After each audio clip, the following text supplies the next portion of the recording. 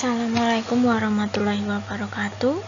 Jumpa lagi dengan saya Ibu Afisya Sulianing Tias. Pada pertemuan kali ini kita akan membahas soal, yaitu mengenai soal tekanan zat padat. Oke, baik, kita mulai dari yang soal nomor 1 atau nomor pertama, yaitu sebuah kubus memiliki sisi sepanjang 4 cm dan diberikan gaya sebesar 12 Newton. Berapakah tekanan yang dialami kubus tersebut? Nah, di sini tentu saja kita tuliskan dulu yang diketahui. Yang diketahui adalah sisi sebuah kubus, di mana sisi sebuah kubus di sini adalah 4 cm. Kita cari dulu A. A adalah luas penampang suatu benda. Untuk luas penampang di sini adalah luas sebuah kubus. Kita gunakan rumus untuk menghitung luas kubus, yaitu sisi kali sisi, maka kita tuliskan di sini untuk sisi kubus adalah 4 cm, maka ditulis 4 kali 4 cm, sehingga didapatkan hasil adalah 16 cm persegi. Diingat di sini masih dalam bentuk cm, maka kita konversikan dulu ke dalam bentuk meter. Nah, untuk mengonversikan ini kita menggunakan sebuah tangga konversi seperti biasa, seperti ini. Tapi diingat di sini ada pangkat 2-nya atau persegi, maka untuk mengkonversikan tidak seperti biasanya yang hanya cm atau meter tanpa persegi atau tanpa pangkat. Lihat di gambar tangga ini, jika dia turun 1 kali, maka dia dikalikan 100. Namun jika dia naik, maka dia dibagi dengan 100. Kita lihat di sini untuk cm menuju ke meter dia adalah naik 2 tingkat. Maka dibagi dengan 10.000, sehingga dihasilkan untuk luas penampangnya adalah 0,0016 meter persegi. Selanjutnya, yang diketahui yang kedua yaitu F, di mana F ini adalah gaya, yaitu sebesar 12 Newton. Yang ketiga yang ditanya adalah P, di mana P ini adalah tekanan suatu benda padat. Untuk rumus P, seperti yang sudah dijelaskan sebelumnya, bahwa P sama dengan F per A, di mana F adalah gaya, gayanya adalah sebesar 12 Newton, kemudian A adalah luas penampang, yaitu sebesar 0,016. Kita hitung seperti biasa sehingga didapatkan hasil akhir yaitu 7.500 Newton per meter persegi. Untuk satuan tekanan ini bisa kalian menggunakan Newton per meter persegi atau menggunakan Pascal atau PA. Sama saja, bisa kalian pilih salah satu menggunakan PA ataupun Newton per meter persegi. Oke, lanjut kita bahas yang soal nomor 2. Yaitu soal nomor 2, benda memiliki luas alas sebesar 0,2 meter persegi bertekanan 100 Newton per meter persegi. Berapakah gaya yang bekerja pada benda tersebut? Seperti biasa kita tuliskan dulu di sini yang diketahui adalah luas alas 0,2. Kita tuliskan A adalah 0,2 meter persegi. Kemudian yang kedua adalah P, di sini P adalah tekanan sebesar 100 Newton per meter persegi. Kemudian untuk yang ditanyakan adalah F. F adalah gaya yang bekerja pada benda tersebut. Kita hitung menggunakan rumus yang sama, yaitu P sama dengan F per A. Kita cari dulu untuk mencari A, mencari F, maka F sama dengan P kali A.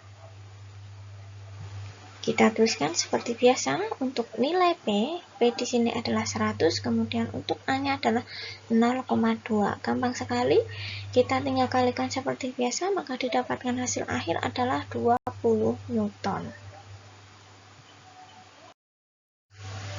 Next, soal yang nomor 3, yaitu tentukanlah dan hitunglah tekanan yang dialami benda apabila dikenakan gaya sebesar 120 Newton pada bidang seluas 1,5 meter persegi. Yang diketahui di sini adalah F, di mana F adalah gaya, yaitu sebesar 120 Newton.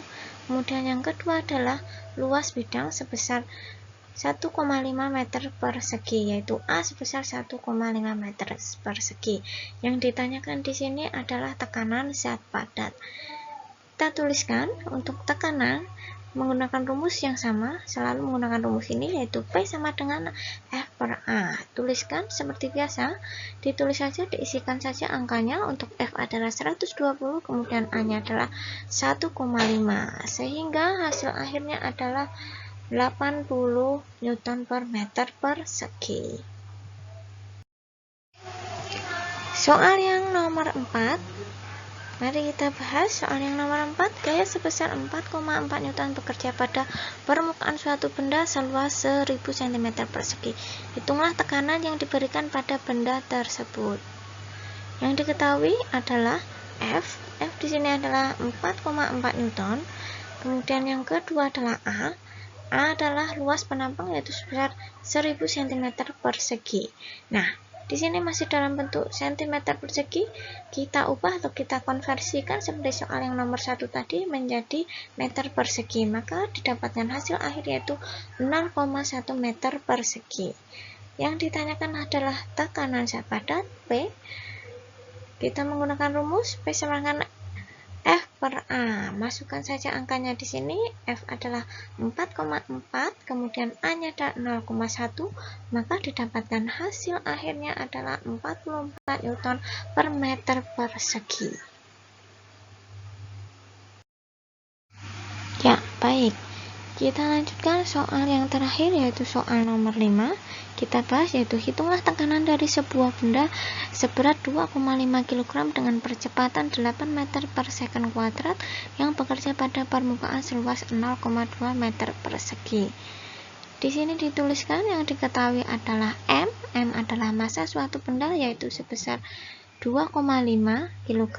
Kemudian yang kedua adalah percepatan bisa disimbolkan dengan huruf A, maka kita tuliskan A adalah 8 meter per second kuadrat. Yang ketiga adalah luas permukaan yaitu sebesar 0,2 meter persegi. Yang ditanyakan apa? Di sini yang ditanyakan adalah tekanan untuk zat padat. Kita gunakan rumus seperti yang sebelum-sebelumnya, P sama dengan F per A. Tapi diingat di sini F-nya adalah belum diketahui, maka kita cari dulu F. Kita cari F dengan menggunakan rumus. Nah, ini dia. F menggunakan rumus M sama dengan M kali A. Kemudian dibagi dengan A atau luas penampang. Kita hitung dulu. Untuk M-nya adalah 2,5, kemudian A-nya adalah 8. Kita kalikan, kemudian didapatkan hasil. Nah, perkaliannya adalah 20. Didapatkan hasil 20, kemudian dibagi langsung dengan luas penampangnya yaitu 0,2. Nah, hasil akhirnya adalah 100 Newton meter persegi. Nah, diingat ya anak-anak, di sini tidak diketahui F-nya. Nah, kita cari dulu F. Rumus F itu adalah M kali A. Nah, ini tergantung nanti di soal. Kalau di sini yang diketahui adalah M dengan A, maka kita tuliskan M kali A. Jika di soal tidak diketahui A, tapi hanya diketahui massa dan gravitasi, maka bisa juga berlaku untuk mencari F adalah M dikali dengan G. G di sini adalah gravitasi. Nanti tergantung di soalnya, dia yang diketahui adalah percepatan atau gravitasi. Ya, baik, sekian penjelasan dari Ibu mengenai pembahasan soal tentang tekanan zat padat. Semoga bermanfaat bagi kalian, semoga dapat digunakan untuk belajar, dan silahkan kalian cocokkan dengan hasil kerjaan kalian yang sudah kalian kerjakan di minggu kemarin. Semoga bermanfaat dan selamat belajar. Terima kasih. Wassalamualaikum warahmatullahi wabarakatuh.